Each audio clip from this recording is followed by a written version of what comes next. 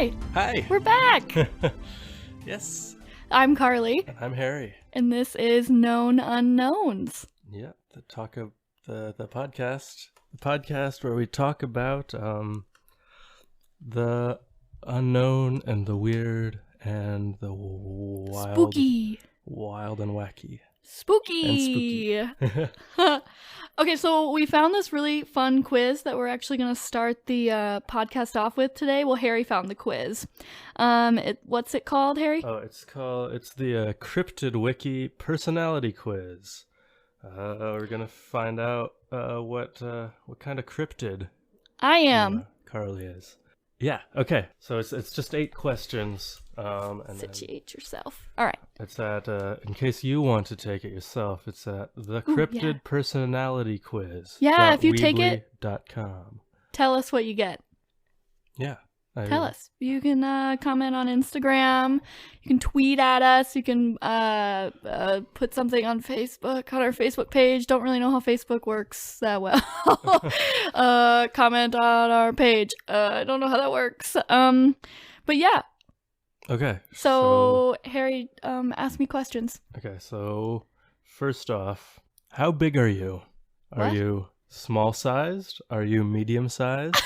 Are you average sized? What? Are you above average sized? Or are you extra large? Oh my god. Medium?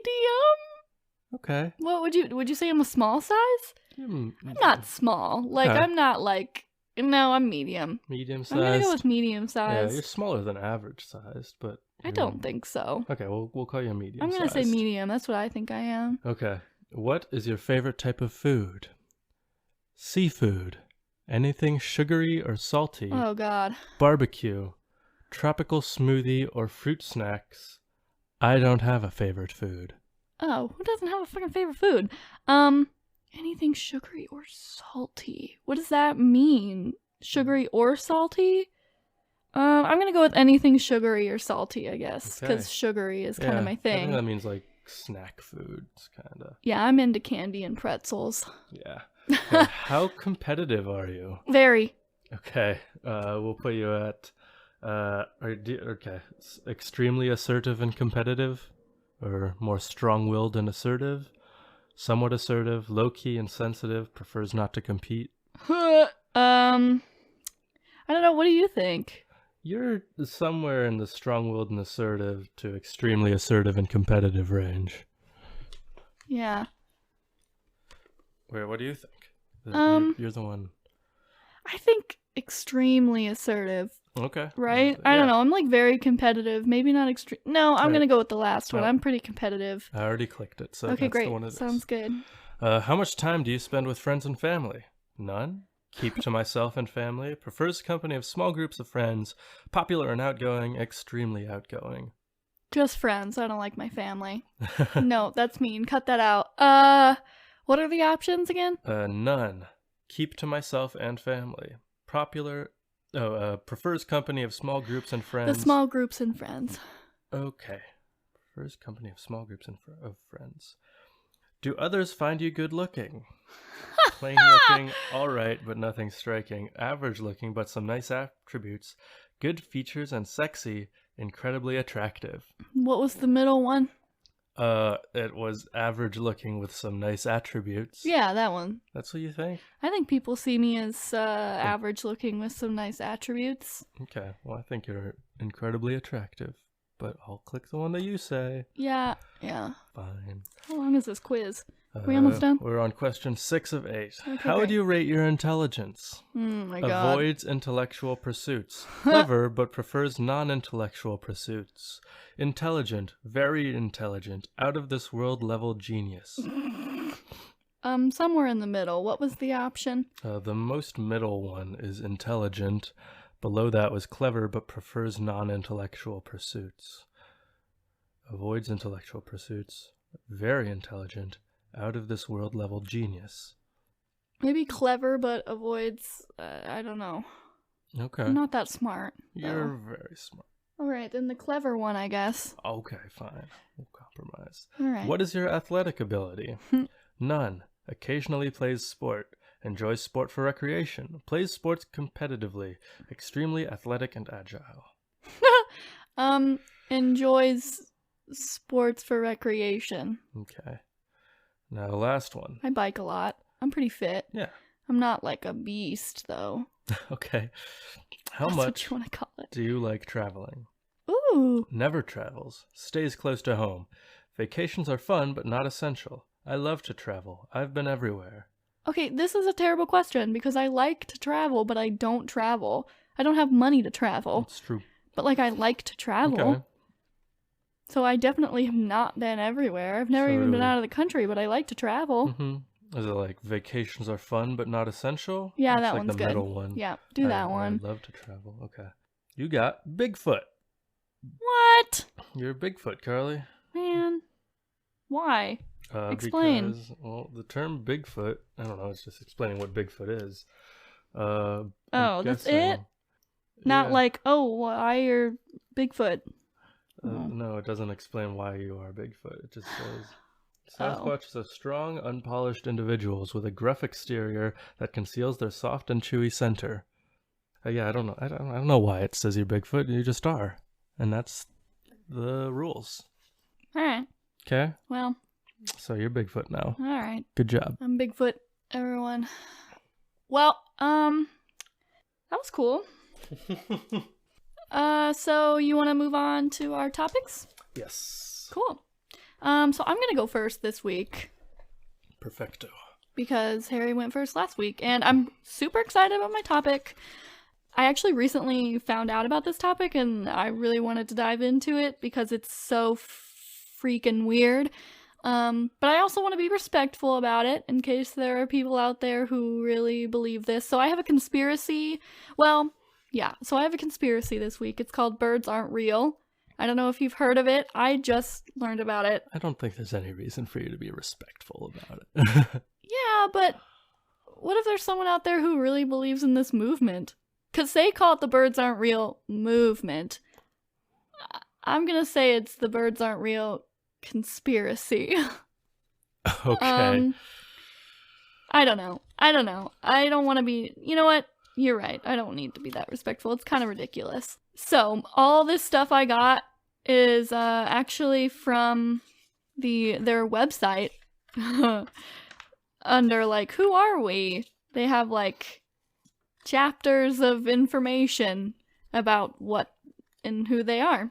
Okay, so when I first heard about this, I heard about it on Instagram. I had, like, an Instagram ad that was, like, Birds Aren't Real apparel. And I was like, oh, these are so funny. Like, there was just, like, shirts that had, like, birds with binoculars that were, like, bird watching goes both ways or something like that. And I was like, that's hilarious. So I looked it up and I was doing research, and then I saw their website and I was like, oh, this has to be a joke. Like, I was reading about them and I'm like, this has to be a joke. And then I was like reading up on them. It's not a joke. There are people who actually believe this. So I'm just gonna read to you the first little section they have written out on their website when you go to the Who Are We section. So Okay. this is what it starts with. Warning: disturbing content. The only way to properly explain is with words. Okay, that's... Chapter 1. Why? When asked to write the unabridged history of this organization, I was taken aback. I knew that I had reached many thousands in my quest to spread the truth, but I was bewildered and frustrated with myself when I realized that I had not yet done an acute job of giving details. Acute? Yeah, I don't know. The why, the how, the when, who, etc. I knew that I had to write something that was concise, accurate, and free of any fault or error. This is my work. Oh, it's concise? It's not concise. Prepare to take a journey into a history that they will not, dare I say, never teach in school. Much of what you are about to read has been censored for almost 60 years. Who knows how long it will take our corrupt government to block this website? Only time will tell. In the meantime, I ask that you take 20 minutes out of your busy day and read all of this information, soak it in, revel in the fact that everything you know is one big lie. Okay. So that's how it starts. Revel in the fact that everything you know is one big lie. Yeah. Okay. I'm down. Are you ready so far. to revel? Okay. Ready to revel. All right. So the theory, their theory. So there's a lot of sections that I have to outline because there's a lot of questions that they need to answer because, yeah, we'll get to it. So the theory. When Alan Dulles? Probably Dulles. When Alan Dulles was made the director of the CIA, his mission was to increase surveillance of the United States to catch people doing communist stuff. That's what they wrote, communist stuff. So on April 15th, 1956, he met with President Dwight D. Eisenhower and proposed a plan that would put cameras in the sky. Because this was more efficient than having cameras on the ground. Okay. Or cameras efficient that couldn't in move. What way? So they could follow you and surveillance. One camera could be used to look at people rather than a bunch of cameras. Yeah. Anyway, Eisenhower approved the initial idea and asked him to return when he had figured out how to make it possible. Did he ever return? Oh, yeah. Okay. So it's believed that the initial plan for killing all of the birds and replacing them with flying cameras was brought up one weekend in May of 1956. So this is their theory as to why they decided to kill all the birds and replace them with robot birds. So this is what the theory is. I should have started with this. The theory is that birds actually are not real. Like, birds are flying robots in the sky, like, spying on us. And that in, like, whenever the 60s or 70s, they, like, killed off all the birds and they replaced them with robot birds. So here is the explanation of how the government did this and why. Yeah. Is it all the birds all over the world? So it gets to that. Okay. So no, yes. No. So the birds, so 95% of the birds in the United States are robot birds, but they can't keep birds from other countries from coming into the country. Right. So there's a fun little theory that Donald Trump's wall is actually going to be built with, like, laser rays on it. Like, it's not to keep people from Mexico coming in. It's from keeping birds from coming in. Like, there's going to be lasers on the wall that zap the birds when they come in. And then it stops the birds from flying and then kills them within 24 hours. And then their bodies disintegrate within that 24 hours. Okay. That's what the wall is for. So what about migratory birds? Like birds that live in the U.S. during, like, the winter and then fly down to, like, Ecuador. Yeah, so birds that travel outside of the United States. Birds only travel outside of the United States when they are programmed to spy on a specific person, when they have to follow someone. Okay. So the birds that migrate are definitely birds who are spying on people in a different country. But, okay, they only spy on them, like, seasonally, though. I guess. Or they're just spying on the other countries. I see. Yeah. Seasonally. But so they we have have to no be... idea what's going on in, like, Mexico the rest, like, during the winter months, but in the summer we've got them, like, pinned down. Okay. Yeah. Okay, so why did they decide to kill all of the birds, replace them with robot birds, instead of just put a bunch of robot birds in the sky? You know, why did they need to kill all of the birds? Makes sense.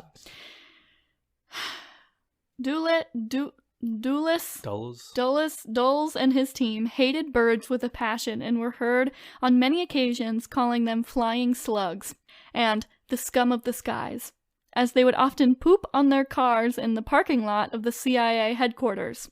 In a stolen transcript from an ex-CIA deputy, she says, "Yeah, the higher-ups were so annoyed that birds had been dropping fecal matter on their car.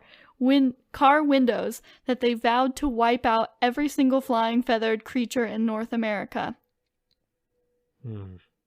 So the idea was to solve their surveillance problem and kill all the birds because they hated them.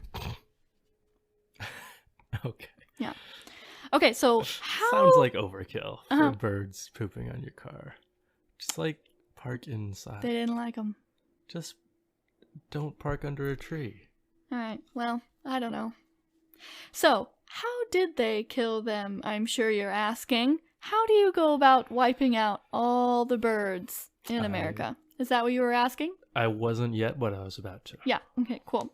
So, the government extinguished 12 billion birds between 1959 and 1971.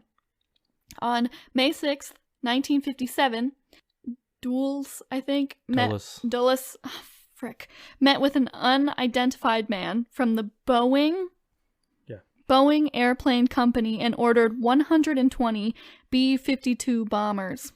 That's a plane. I found out that was a plane. I didn't know. I had to Google it. He needed all of these planes to be built inside Area 51 so nobody would know that they were building all of these planes. So 23 men from the Boeing engineering department traveled to Area 51 in the back of an old school bus that they purchased from a salvage yard in Mukilteo, Washington. Sure. They were seen... So, the 23 men were engineers that were supposed to go travel to Area 51, that the government found to travel to Area 51 to go put these planes together and work on the planes. Why'd they have to do it in an old school bus? I don't know. That's just what they got to travel. So here, this is funny.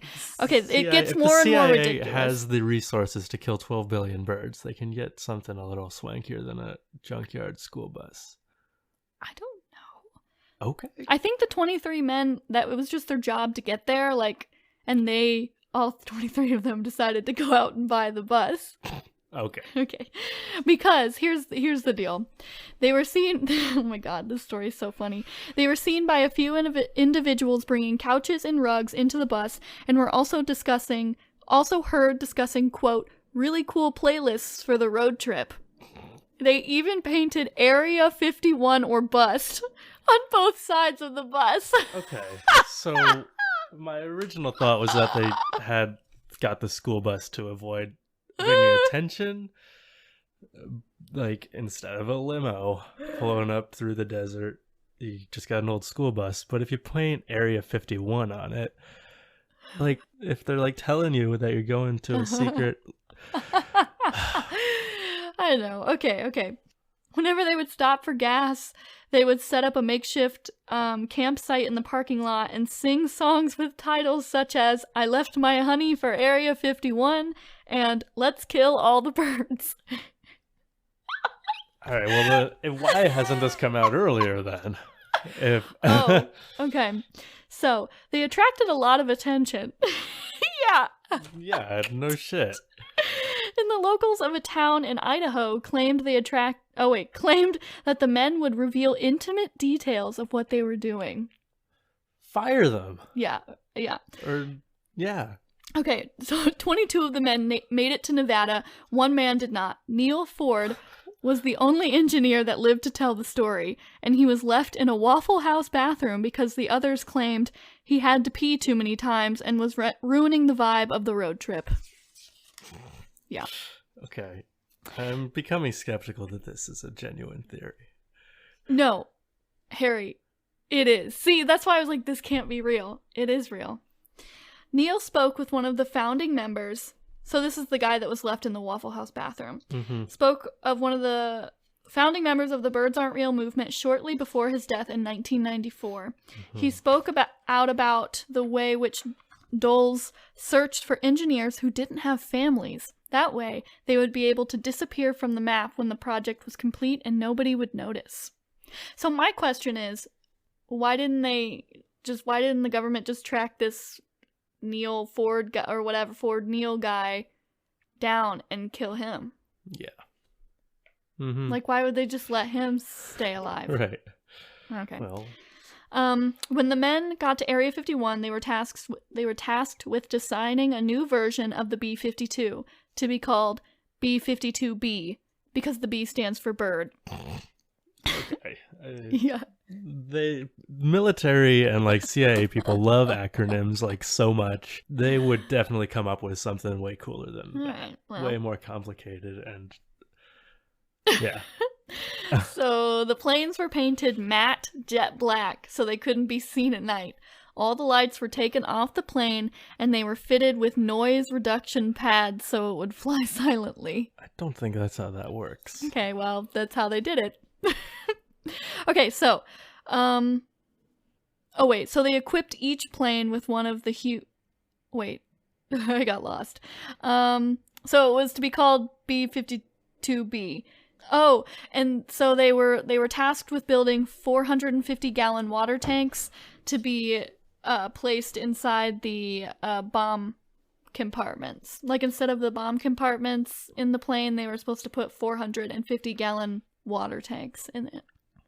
So they equipped each plane with one of the huge water tanks and a radar system that detected birds up to 200 miles away. Then the planes were painted, I just skipped ahead, matte jet black so they couldn't be seen, and then noise reduction pads.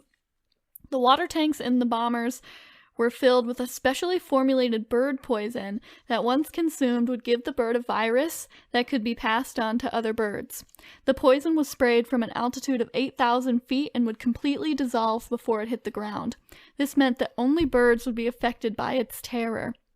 And once a single drop of the poison struck the bird's feathers, the virus would take hold through fibers and make its way into the bloodstream. The virus would then affect the bone structure in such a way that total decomposition of the birds would take place within 24 hours. Okay. Well, here's another thing. Okay. Only some at night. Yeah, like most of them are like sleeping at that time, and so if they're like dropping this poison on them at nighttime. Oh well, the birds transmitted it to other birds. Like so, But don't they die like basically immediately? Within 24 hours. Within 24 hours. But if the poison like evaporates that quickly, yeah, like while it's falling, how does it like stay on the bird for long enough for it to infect other birds with it? Okay. So it took 2 years to build the 120 bombers, and once they were finished, the Boeing engineers were told they were free to go home. However, they were intercepted 30 minutes into their trip back to Washington and were put in the back of an armored troop transport vehicle. The men were sent to the front line in Vietnam, which Dulles hoped would get rid of them. Each of the engineers actually survived for 3 weeks in intense combat and were kidnapped by the Viet Cong after they ran out of ammunition. The men were not heard from ever again. So how do... Oh, got it. In the next paragraph? Yeah, that's how they figure this out. They claim they only know this information because 12 pallets of classified documents were stolen from a warehouse by one of their birds aren't real patriots. Okay. My other thing is there's definitely a better way to get rid of those people than sending them to Vietnam. You think? Yeah. I don't know. Within the next bury them. Okay, well, this is a way better way. Okay. Within the next 6 years, 15% of the bird population was wiped out. During these first few years, bird prototypes were released by the 100 millions. The term drone was not used at this time, and instead they were referred to as robot birds. They definitely had another term for them. The CIA was originally the ones responsible, and the sitting president, John F. Kennedy, had no idea this was taking place. So how did John F. Kennedy find out, and what did he think about it? So October 3rd, 1963, the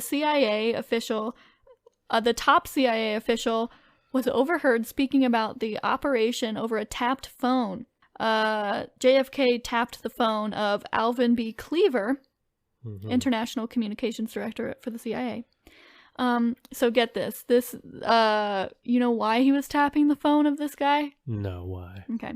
Kennedy believed that Cleaver was stealing his ham sandwich from the White House kitchen and vowed to catch him speaking about it over the phone. Okay. I don't know about that. Instead, he heard a highly sensitive conversation that Cleaver was having with Dulles. In it, Cleaver said, "Yeah, Alan, I've stolen John's lunch again. Ha ha. He doesn't even know. I'm going to keep stealing it until he launches a full investigation. Then I'm going to plant a hidden camera and catch his reaction as I dump all the stolen sandwiches on his desk at one time. I'm going to call the new show You've Been Cleavered. Or You've Been Clevered? Maybe his name was Clever. No, I'm sure it's Cleaver. Okay. Okay, so that's not real. Yeah, it is. Okay, Doles responded, haha, Alvin, that's going to be so funny. We'll have to play that clip at the White House Correspondents' Dinner. By the way, how's the bird slaughter going? How many birds have we killed so far? Okay, so why is this evidence of something, of the bird thing, and not evidence that they just use bird as a code word for whatever, like, human genocide they're carrying out at that time? So the response to that was, we've killed about 220 million so far, and the best thing is, the robot birds we've released in their place have done such a good job that nobody even suspects a thing. So I guess you're still right, I don't know. Okay, Yeah, what if it was also, like...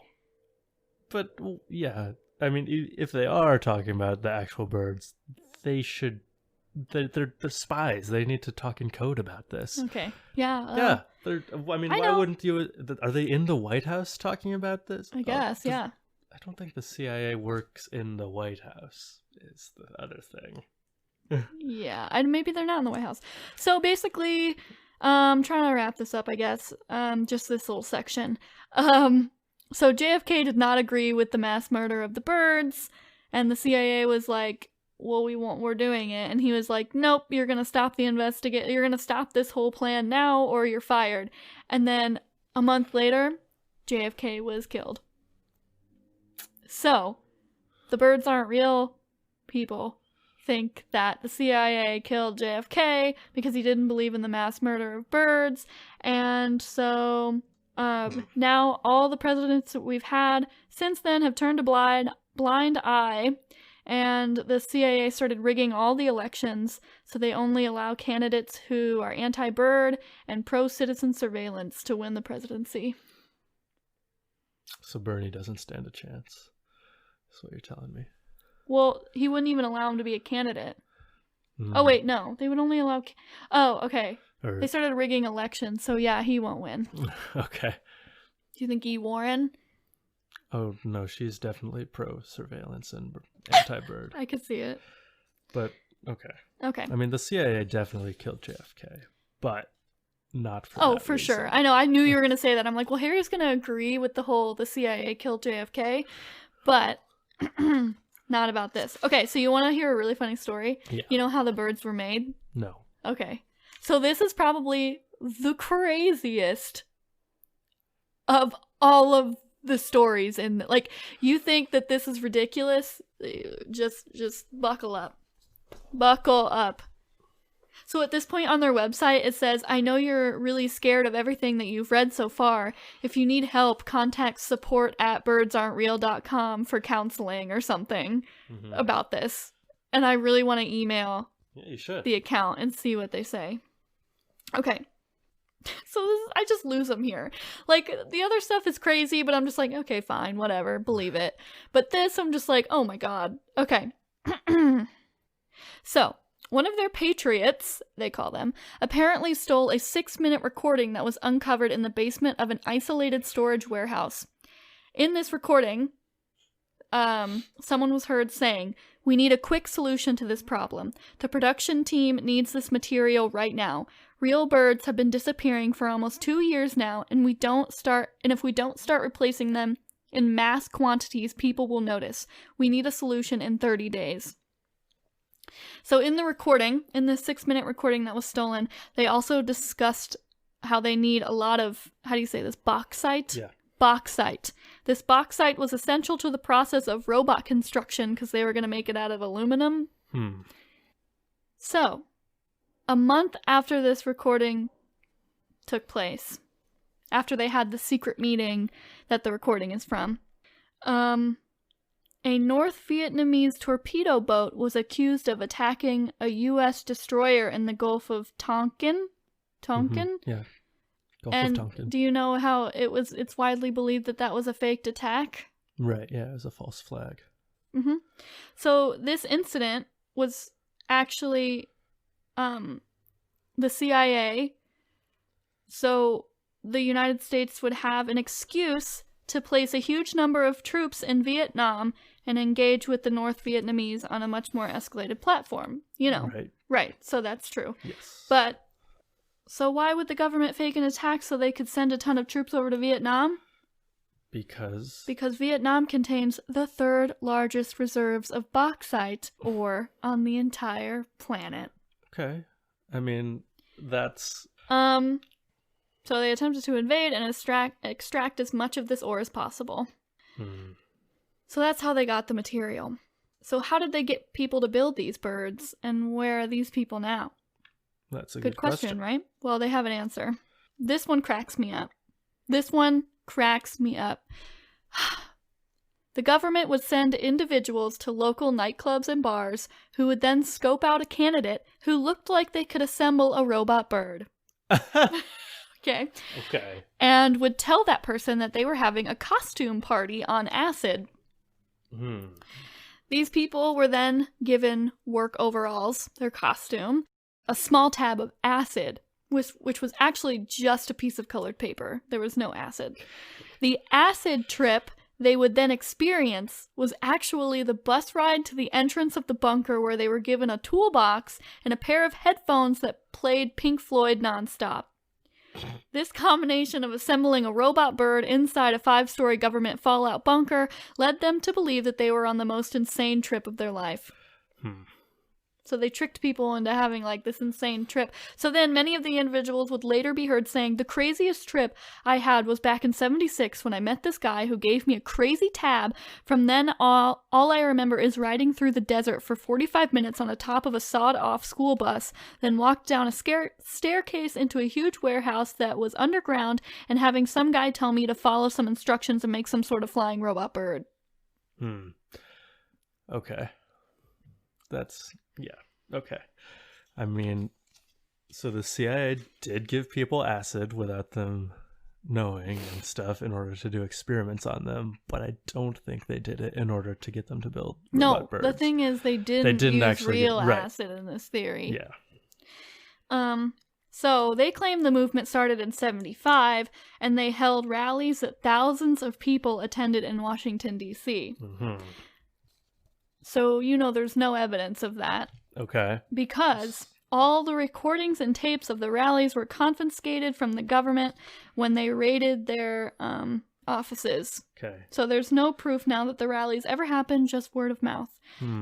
So when they raided their office when they raided their offices, they took back all of the stolen material that the birds aren't real patriots claim they stole from the CIA. I see. So nobody who attended these rallies took a photo or anything, or no, everything was confiscated. Yeah, but okay, but it just said when they raided the offices, not just private citizens. Well, they would, yeah. I don't know. No one has anything in a photo album. Nope. Okay. All right. It was all gone. It's all gone. So that's all I have, actually. Okay. The last thing I had on that paper was the Trump wall thing. Okay, so I'm skeptical, I'd say. Yeah, me too. If you want to look it up, go to birdsaren'treal.com. Okay. It's pretty whack. They also have Instagram pages for every city that they're in. So if you're in Chicago, there's a Birds Aren't Real Chicago Instagram page, and there's a Birds Aren't Real New York page, Birds Aren't Real, any place you can possibly think of. This is actually a huge movement. People actually believe it, but also some people think that this is a marketing scam that some 20-year-old college student made up to make money off of so that's memorabilia and that's stuff. What I think. At first I was thinking maybe this is a CIA op in order to they're creating this phony conspiracy theory that is so ridiculous and out of the order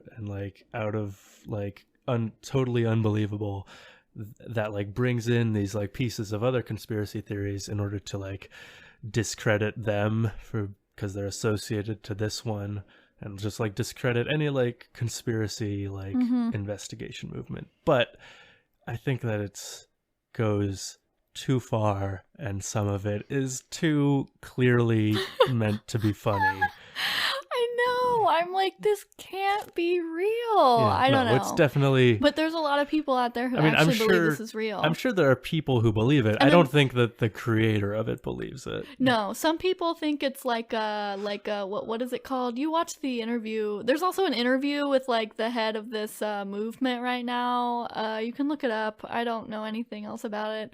I like watched it. It's like 4 minutes, and I don't know. It's pretty interesting. What was the word they used? It's like a satirical. I don't know. Something like it's a metaphor. Like this conspiracy is like a metaphor for how the government works. Right. Okay. Mm-hmm. When did this start? Like when they claim 75. Okay. But do you know when it like actually started showing up? Probably a few years ago. Okay. Yeah. Makes sense. Yeah. Yeah, a few years ago, or like a couple years ago, because even the interview I watched was from this year, and they had just started putting billboards up that it's just white and in black where it says birds aren't real. Okay. And so people were like, what is happening? And I think the website is like a few years old. Yeah, it's definitely some kind of satire. Yeah, slash money-making scheme. Yeah, well, there's some people who actually really believe it. And I think it's funny. Yeah. Yeah. Funny. A little bit sad for them. Yeah, I'm just like, okay, come on. Oh my god, we're almost at 40 minutes. Oh, wow. Wow. Do you want to start yours? Okay, I will try to be quick. Oh, you don't have to. All right, fine. These people want to listen to us. Okay, so tell us. What are you doing? So today I'm going to talk about a cryptid. A creature? A creature. Great. A crazy creature known as the Almas. The Almas. That is the Almas, which is Mongolian for a wild man. Okay. Okay. Yeah. So it is an ape-like cryptid. It's about the same size as a human, 5 feet to 6.5 inches high, or it's the same height as a human. It weighs up to 500 pounds, which some humans can weigh that much, but that's far from average. It lives in. So does it look like a human?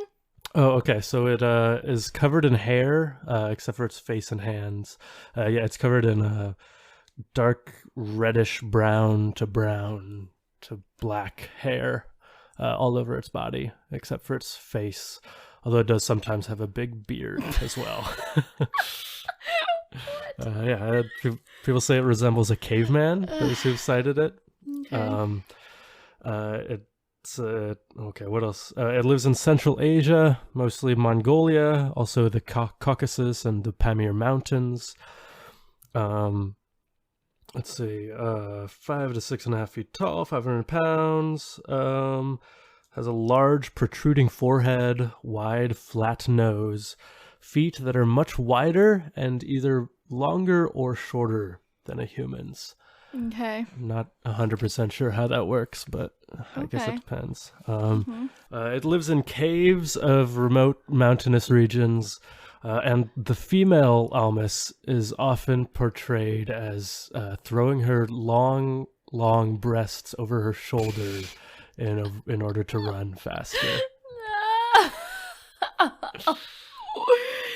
Oh, that's so weird to imagine. I know. Just sit with that image. They're that long? Apparently. Like knee length? I don't know. Long enough to throw over its shoulder. Oh my god. So, I don't like that image. I don't like it. Well, now you're stuck with it. Ew. And there supposedly have been reported to be seen crafting and tools and wearing clothes. Or crafting clothes and tools. Are you sure these aren't just like large humans who are living out in the wild? No, I'm not sure. I mean, okay. And so they're. I thought you were gonna say they were like doing crafts, like arts and crafts, like with like pipe cleaners and stuff. No, they're like crafting in.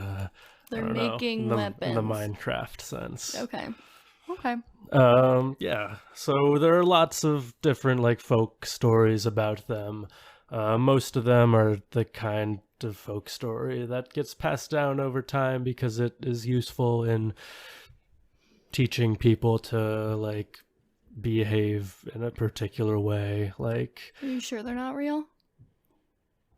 well, I don't think they are.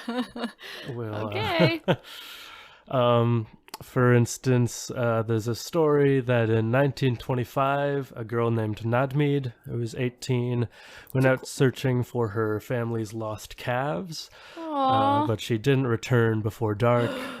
Her family went out searching for her, No. but they couldn't find her, No. and they assumed that she had been eaten by wolves. No. That's such a... Well, I bet she just got eaten by wolves. It's fine. Dinner time. Like, it'll be okay. It happens to the best. It happens every other day. Yeah. But 6 years later, a mysterious, strange woman showed up at her family's gur. No. Thin and decrepit and all covered all over in hair. This person claimed to be Nadmid. No. And that she had been kidnapped by an Almas 6 years ago. What? And been kept in a cave for all that time. Are you sure this story isn't real? Because this is cool. I have no idea whether it's real or not. She said that living out in the wild with the Almas had turned her into a monster. Her father believed that she had been possessed and that she was no longer his daughter. And so he made her drink with him until she was unconscious and he was drunk. And then he killed her in a drunken confusion. Oh. Yeah. Just because she has hair all over her body now? Man. That's depressing. So what's the moral of that story? Don't go out all alone, kids. Yeah, but back then they went out alone all the time. I don't think that's the moral of the story. Bring a buddy with you if you're gonna go climbing out in the mountains and stuff. Okay. No? Okay. Alright, whatever. There's another story about a person, a young man named Samdan. This supposedly happened in 1912. He was 21. He was out for some reason. He crossed this lake away from where his village was, I guess, and his family. And he got kidnapped by an Almas. She kept him in a cave for a long time and licked him every night until he grew a thick coat of fur all over his body. No. Gross. She just licked him every night. Yeah, so he'd grow fur. Oh my god. And so he'd be warm. And she eventually became pregnant with his child. Ew. As happens. Ew. How are they able to do that? I don't know. So it's a human thing. Well, I don't know. You can't close mate enough. with an animal or a beast. Have you ever tried it? Oh, ew. Okay. Gross. Well, apparently Almases can mate with humans. All right. Then it gave birth a little less than a year later. Well, yeah, 9 months. Sure, yeah. I don't know exactly. It just said a little less than a year later in the story that I read. Okay. Then one night, the Almas didn't seal him in the cave at night because it had grown to trust him. Oh no. And so he escaped. Yes. He started running and she ran after him with the child. Run. Carrying it with her. Why didn't he take... I guess he wouldn't want the child. It's yeah. Yeah. I mean, that's just dead weight if you're trying to run for your life. Okay, yeah. That's true. He eventually got to the lake and was able to cross it, but the Almas was very terrified of water. What? That's another, Okay. that's one other... Sometimes, in some stories, they're very afraid of water. Convenient. And so it stopped at the edge of the lake and was so mad that he Can't got just away. walk around... Can't run around the lake? I guess How not. big is this lake? I have no idea. It's big enough. I don't know. That's not a easy option. And so it got so mad at this that it ripped the baby in half and threw it into the water. No! Yeah. What? But it's the baby! Why? That's horrible! Eventually, Samdan got home and was able to convince his family that it was really him. They took him to a doctor who was able to remove all of his hair with some herbal concoction, No. except for the hair on his back. Some essential oils. Yeah, of some kind. And for the rest of his life, he was called Maned Samdan. Poor Samdan. Yeah. What a traumatic experience. Okay, wait, what's the moral of that story then? Well, also, if you're a kid... He's 21. All right. He was 21 years For old. anyone, any age, be careful. Don't go wandering out in the wilderness. It's not good. Are you blaming the victim here? No, All right, fine. There's no moral to the story. Okay. Wait, where did you get all these stories? Wasn't it in some article? Oh yeah, it's The Legend of the Almas, a comparative and critical analysis. It's a scholarly essay or article, right? Right, yeah, by Nathan Wenzel. Thank you, Nathan Wenzel. Wenzel. We'll link it in like Facebook or Instagram or something so you guys can read it. I want to give him some credit. That's kind of cool that they found a scholarly something or other on this topic. Person That's did cool. a ton of research throughout, or mostly in the central and western Mongolia about the stories that's really of cool. the Almas. Yeah, you guys should give it a read. I should give it a read. Harry read it. Was it good? Yes. Good. All right. Yeah, we'll give it to you guys. What else is there? The Almas, but the people of Mongolia are very like connected to nature and very respectful of it, and that the Almas like also takes up the role as like a stand-in for the natural environment in a lot of stories.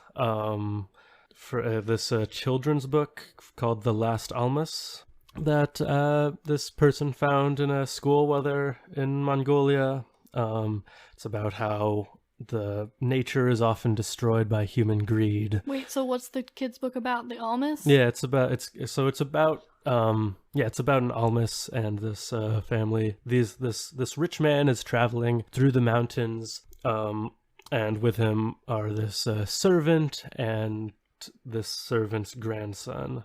The grandson gets lost and gets attacked by a snow leopard, but the Almas comes in and saves him.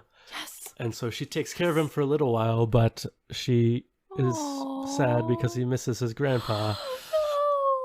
And so she eventually takes him back to his grandfather's gur. Oh, good Almas.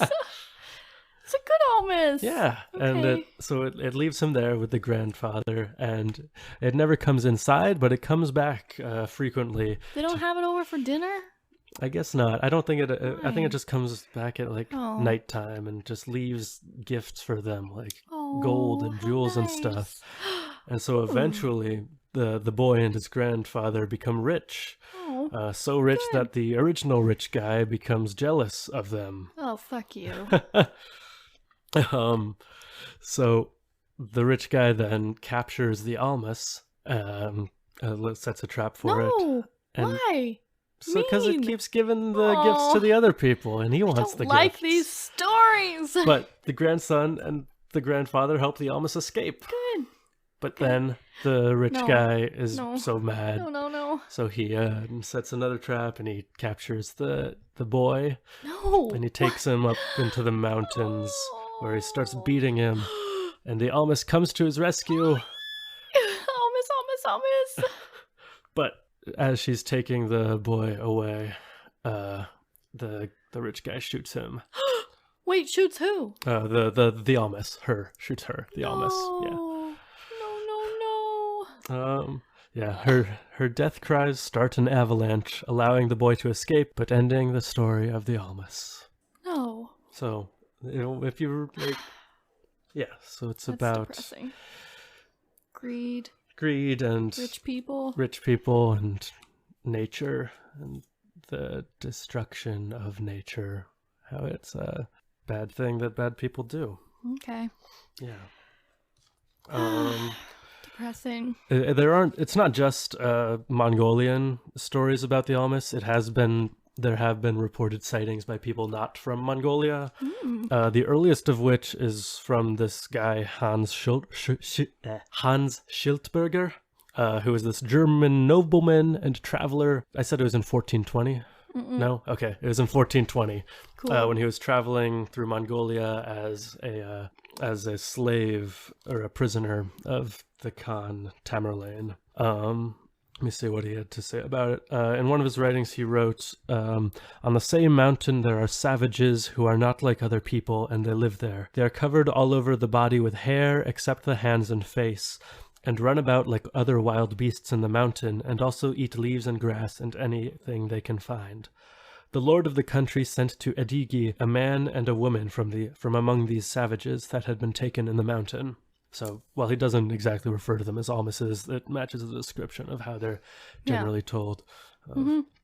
And when was that? 1420. 1420, yeah. Shoot. Okay. Yeah. There were a couple other reported sightings in the 1800s, I remember. I didn't Are there write any down. recent sightings of the Almas? Yeah, there are a few in the 1900s and the most recent one the most recent one that I could find was in 2003. Oh my gosh. When he didn't see an Almas. This mountain climber Sergei Semenov found a leg and a foot of unknown origin high up in the Altai Mountains. Really? That I guess matched the description of what an Almas leg and foot would look like. Yeah. Then before that, in 1980, this worker at an agricultural station had found the dead body of an Almas. And also in 1941, the Soviet army cornered this group of rebels in a cave up in the mountains. This was in 1925. Not 1941. They cornered rebels in a cave that happened to be occupied by an Almas, and so the Almas killed all the rebels off one by one until there was. Wait, so are Almases good or bad? It depends. All right. They can be good or they can be bad. Inconsistent. Yeah. Just like any other wild animal. All right. Well. So it killed off them one by one until the last one shot it. Then he came out and showed the body of the Almas to the Russian general, who wrote it up and described it in an official report. Really? Yeah. Can we find that official report? I couldn't, Okay. but I bet with a little more digging I could maybe find a quote from it. Okay. And in 1963, a Russian pediatrician by the name of Ivan Ivlov was... Ivan Ivlov. I like that name. Wait, why does his name sound familiar to me? I have no idea. Okay. Did he do anything else? Ivan Ivlov? I just know him from this story. That's all Okay. I know about him. But he spotted a family of Almases when he was working in Mongolia. I guess they were out in the wild. And then he came back to the village and started interviewing local children about the Almases, and found that the children largely had. They knew about them and had seen them and weren't afraid of them, and were said to have interacted with the Almases. Played with them? Yeah, played with Aw. the Almas children and stuff. Wait, why didn't all the Almases lick the little human children to give them hair? I don't know. Okay. I don't know. All right. Yeah. Interesting. Because he liked them. Wow. Yeah. So they hang out with children. Apparently. All right, everyone, ask your children if you live in Mongolia. Yeah. Ask your children if they hang out with cave people. Right. Yeah. Or if things that have breasts that go down to their knees. Right. Yeah.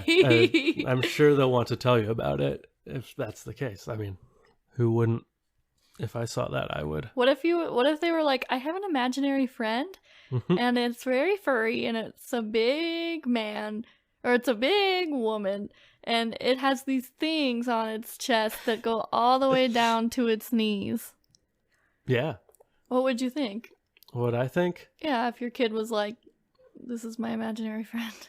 I would wonder why it was in Mongolia and not at home with me in the U.S. Oh yeah. Okay, well, if you lived in Mongolia. Well, then I think it was an Almas. Okay.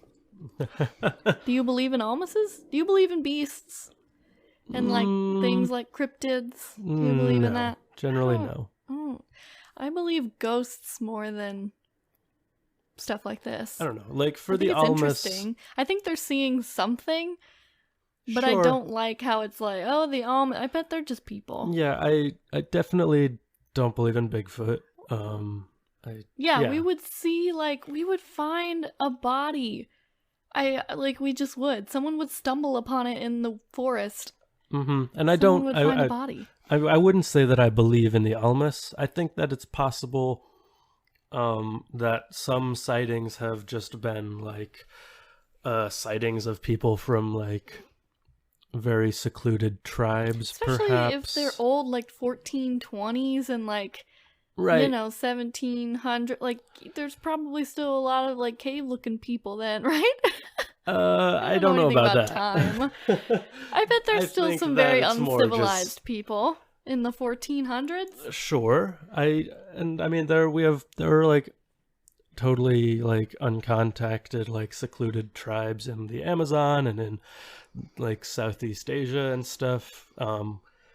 So right. I guess I think it's possible that in like Siberia or like the like Mongolian wilderness, it's possible. I don't know that much about the geography, that there are like uncontacted tribes of people. I don't like that we're going around killing these things. And then people embellish the stories of what they saw to make them sound less like human looking and turn it into a monster that they can tell stories about. Okay. Or they just see like people who go off to be hermits, I guess, and then just live out the rest of their lives like that, and they occasionally catch a glimpse of somebody who's just let their hair grow wild, and I don't know. Okay. I don't know if that's, I don't know. That's less, I don't know. Okay. I also think that a lot of it is just stories. All right. That's nothing. There's one more story, which is interesting and pretty well documented, of this being named Zaina. Zaina. In 1850, she was captured and brought back to the village. These hunters captured her. Wait, did they name her Zaina, or did she say her name was Zaina? No. I want to know. They named her Zaina. She was somewhat human-looking with ape-like features. She was apparently all covered in hair and had thick limbs and fingers. I couldn't find any information on her breasts. I assume they were fairly human-like then. Okay. Yeah. She couldn't and wouldn't speak, so she didn't say that her name was Zaina. Okay. And she was so vicious at first that she had to be kept in a cage. Oh. Though she was eventually taught to perform basic tasks like grinding corn. She refused to wear clothes the whole time that she was alive, though. Zaina. But she somehow, I guess some people in the village took advantage of her at some point, gave birth to at least 6 children. Oh my god! Yeah. What the heck? Some of whom died in infancy, but 4 of which lived long enough for them to... Wait, that's 8. You said 6 children. Well, I didn't... So it was at least 6 children. I think 6 that are like documented. Okay. There were maybe more. Okay. That's really gross. So they had her in this cage for years. Well, I don't know if she lived in a cage the whole time. I think that eventually she like lived inside houses and stuff. Oh. Yeah, I think they just kept her in the cage at first until she calmed down and mellowed. Oh, no, I bet they kept her in a cage the whole time. Well, it just said at first until she mellowed out. They had to, from what I've read. Yeah, so 4 of her children lived long enough for them to later be like studied by scientists later on, as well as her grandchildren to be. Oh my gosh. Yeah. Wait, when was this? It was originally she was originally captured in 1850, but they were doing research on the children and grandchildren up through the 50s and 60s. Oh my gosh. Yeah, they have I think in Russia. So this was real. This was a real one. Right. They had something. Yeah, in Russia they have the skull of one of her children. I think it's in Russia. They have it like stored somewhere. Do they look weird? No, it looks pretty human looking. Are there pictures? Yeah, I can find that in a second. And then You can they show me after. And then they crushed up one of the teeth of her grandchildren, I believe, and they found that and it was found to have 100% African ancestry. So, unless the Almas also originally comes from Africa, it is unlikely. I don't think this is an Almas. Yeah. I think they captured a woman Yeah. from Africa. Yeah. And they were like, you speak a weird language. Yeah. You're weird. And maybe she just didn't shave. I don't know. Did people shave back then? I don't know. Maybe she just had a lot of hair. I don't know. Yeah, I don't know. Oh my god. Mm-hmm. So it wasn't an Almas. People were just... this is depressing. Yeah. I was like, oh, they caught one. Yeah, no, it was probably just a human. It was theorized by some that her people originally came from Africa, I don't know, centuries ago, and then lived without contact with other people, in their own little area there. I don't know how much there is to back that up.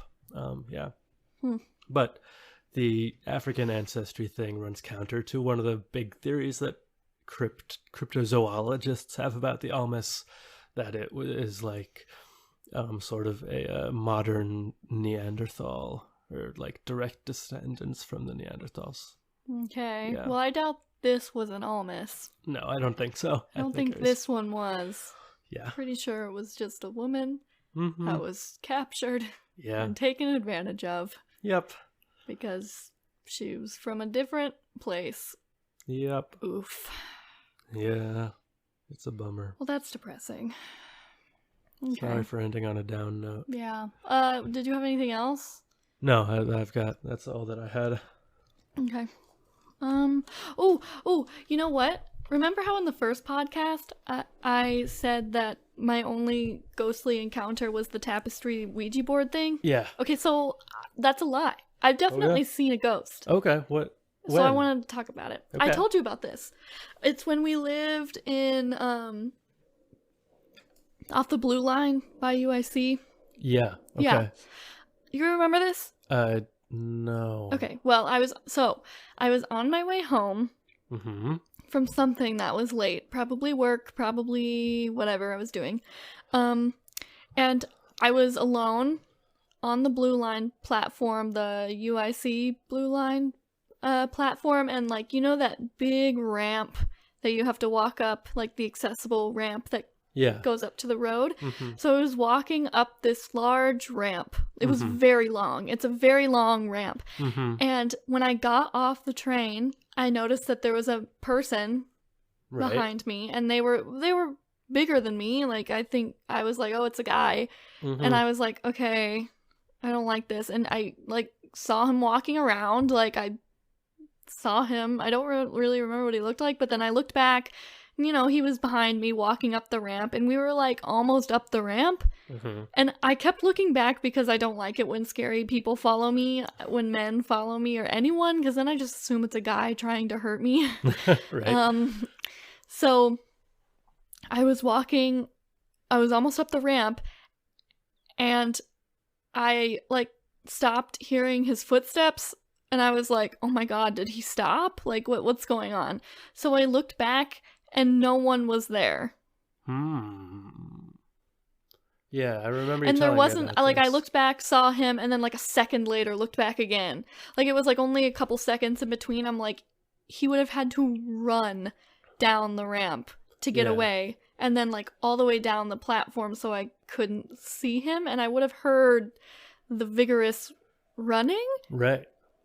And I remember right after that happened, I called my friend Grace, or texted my friend Grace, and I'm like, I just totally saw a ghost. It was the creepiest thing ever. It was so scary. Do you remember this? Yeah, I came I remember home and told you this, and I'm like, I do saw know. a ghost. Yeah, I remember you telling me Yeah. about that. Yeah. That's scary, right? Yeah. Oh my god. It is oh weird. my god. Yeah, so that's my actual ghost story. That was terrifying. It was so scary, I probably just blocked it out of my mind. Probably. Yeah, makes sense. Yeah.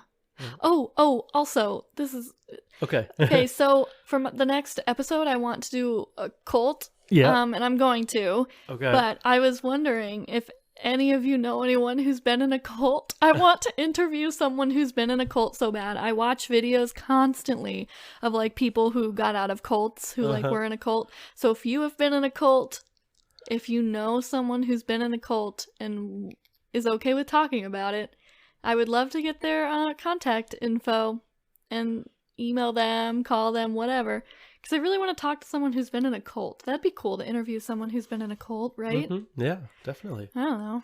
That's what I want. Does anyone know anyone who's been in a cult? That's what I want. Contact us through one of our social medias or website or email if you have. Yeah. Okay, so our email is knownunknownspodcast@gmail.com.